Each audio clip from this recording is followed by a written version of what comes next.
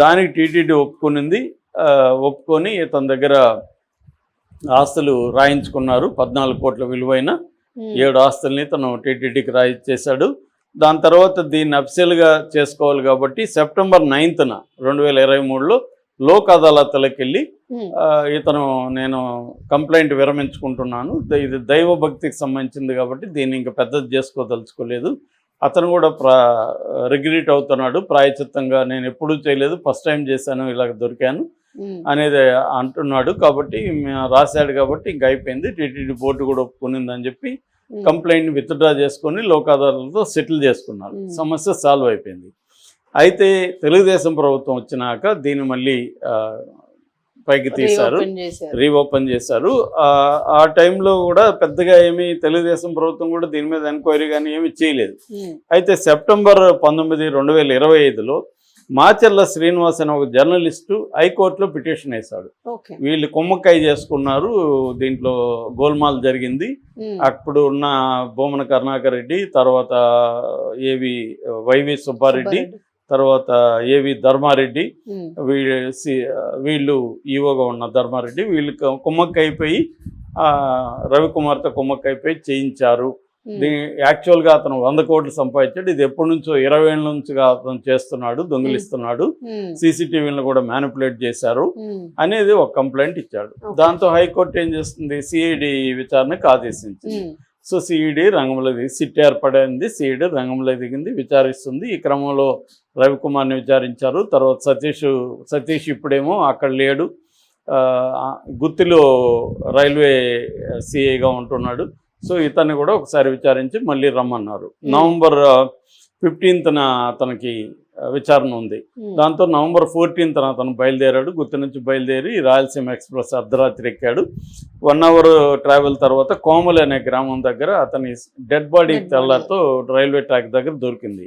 అతన్ని కొట్టి చంపారని, దీని వెనక బొమ్మన కరుణాకర్ రెడ్డి ఉన్నాడని వచ్చాయి. సో దీని మీద సిట్టు, తర్వాత ఏసీబీ, ఎందుకంటే కరప్షన్ కాబట్టి ఏసీబీ కూడా రంగంలో దిగి ఇద్దరు దీని మీద ఎంక్వైరీ చేశారు. హత్య కాబట్టి హత్య మీద కూడా సిఐడి ఎంక్వైరీ చేసింది. ఇప్పుడు ఆ ట్రైన్లో ఆ టైంలో ఎవరెవరు ఉన్నారు, క్రిమినల్ రికార్డు ఉన్న వాళ్ళు ఎవరు ఉన్నారు, వీళ్ళకి బొమ్మన కరుణాకర్ రెడ్డికి ఏమన్నా సంబంధం ఉంది, ఎందుకంటే ట్రైన్లోనే అతను పదునైన ఆయుధంతో కొట్టి పడేశారు అనేది ఒక వాదన ఉంది. దీనికి సంబంధించి ఫోరెన్సిక్ సైన్స్ రిపోర్టు మొత్తం ఆధారాలతో ఒక సీల్డ్ కవర్లో హైకోర్టుకి సబ్మిట్ చేశారు. హైకోర్టు ఇప్పుడు దీనంతా తీసుకొని దీని మీద విచారణ హైకోర్టులో జరగబోతుంది. సో ఇటు ఏసీబీ అటు సిఐడి ఇద్దరు కూడా సీల్డ్ కవర్లో జరిగింది. సో ఇది నేపథ్యం. ఈ నేపథ్యంలో ఇప్పుడు యాక్చువల్గా మొన్న జరగుండాలి 5వ తేదీ హైకోర్టులో. ఈ నేపథ్యంలో ఇతను రవికుమార్, సతీష్ ఏమో ఆరోపించిన అంటే కంప్లైంట్ ఇచ్చిన వ్యక్తి, అతను చనిపోయాడా చంపేశారో తెలియదు, ఏదేమైనా అతను చనిపోయాడు. రవికుమార్ నిన్న ఒక వీడియో రిలీజ్ చేసి చాలా ఆవేదన వ్యక్తం చేస్తూ నా మీద దుష్ప్రచారం జరుగుతుంది, నేను ప్రైవేట్ పార్టీలో దీనికోసమే సర్జరీ చేసుకొని డబ్బులు పెట్టుకోవడం కోసమే సర్జరీ కూడా చేసుకొని వచ్చానని ఆరోపణలు చేశారు. నా మీద అనేక దుష్ప్రచారం చేస్తున్నారు, అవేవీ లేవు, నేను నా బుద్ధి తక్కువై నా గ్రహం బాగలేక నేను ఆ రోజు గ్రహాలు కరెక్ట్గా లేక ఆ రోజు దొంగతనం చేసి దొరికిపోయాను. నేను యాక్చువల్గా ఈ ఉద్యోగం మీద డిపెండ్ అవ్వలేదు, నేను ఆస్తులు సంపాదించాను. ఎలాగంటే నాకు ఆల్రెడీ రియల్ ఎస్టేట్ బిజినెస్ ఉంది, నాకు కేబుల్ వ్యాపారం కూడా ఉంది, వాటిలంతా నేను డబ్బులు సంపాదించి ఆస్తులు కొన్నాను తప్ప దీంట్లో నుంచి దొంగిలించి ఆస్తులు కొనలేదు. అందుకని నేను ప్రాయచిత్తంతో మా ఇంటిల్లిపాది కుమిలిపోయాను. మేము దాదాపు 2.5 సంవత్సరాలుగా మేము బాధపడుతున్నాము దీని గురించి, అందుకని ఆస్తులు రాసిచ్చాము. నేను గతంలో కూడా నా మీద చాలామంది ఇలాగ అవాకులు చవాలు రాస్తే కొంతమంది కేసులు కూడా పెట్టాను. అప్పట్లో నన్ను బ్లాక్మెయిల్ కూడా చేశారు. సో నేను అన్ని రకాల వైద్య పరీక్షలకి సిద్ధమే. నేను సర్జరీలు చేసుకోలేదు, సర్జరీలు చేసుకుంటే వైద్య పరీక్షల్లో తేలుతుంది కదా, సర్జరీలు చేసుకుంటే సిద్ధమే, సర్జరీలు చేసుకోవడానికి దేనికైనా సిద్ధమే అనేది అతను ప్రకటించాడు. సిద్ధం అతను చెప్పినా చెప్పకపోయినా చేస్తారు, చేసుకోవాల్సిందే. నేను సిద్ధం, నువ్వు సిద్ధం కావన్నా చేస్తారు. ఏదేమైనా అతని ఆవేదన ఏదో అతను తెలియజేశాడు.